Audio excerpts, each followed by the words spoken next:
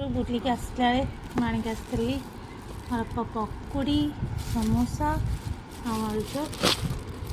କାହାକୁ କାହାକୁ ପସନ୍ଦ ଖାଇବା ପାଇଁ କମେଣ୍ଟ କରିବେ। ଚାଲନ୍ତୁ ମୁଁ ଏବେ ତ ଖାଇବି ଯାଉଛି।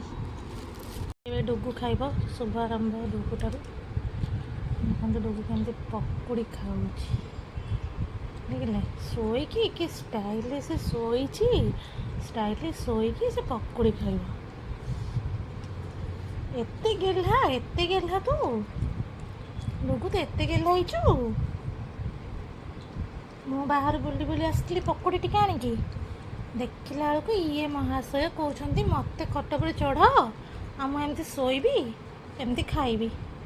କିଏ ଖାଏ ଏମିତି ପକୁଡ଼ି? ଏ ଡୁଗୁଟା ଖାଏ। ଏତେ ଗେହ୍ଲା ତତେ କିଏ କଲା ମାମା? ମାମାକୁ ଏତେ ଗେହ୍ଲା କିଏ କରିଛନ୍ତି? ମାମୁନିକୁ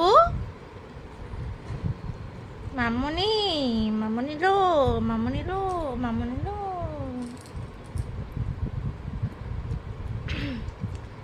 ସବୁ ପକୁଡ଼ି ଡୁଗୁ ଖୋଜି ଖୋଜି ଖାଉଛି। ଭାଇ ତ କୋଉଦିନ ପକୁଡ଼ି ଖାଇଥିଲେ? ଅଙ୍କଲ କୋଉଦିନ ପକୁଡ଼ି ଖାଇଥିଲେ? ଆଣ୍ଟି କୋଉଦିନ ପକୁଡ଼ି ଖାଇଥିଲେ? ମାମା ସୁନା ଧନ ଖାଇକି ସେ ଆହୁରି ଖୋଜୁଛି, ଆହୁରି ପକୁଡ଼ି ଖାଇବ। ସବୁବେଳେ ହେଇଛି, ମୋତେ ଯେମିତି ତେଲ ଛଣାଛଣି ଜିନିଷ ପସନ୍ଦ, ଡୁଗୁକୁ ବି ସେମିତି ତେଲ ଆଉ ଛଣାଛଣି ଜିନିଷ ପସନ୍ଦ।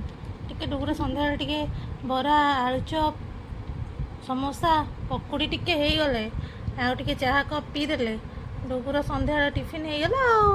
ନା କ'ଣ ଡୁଗୁ?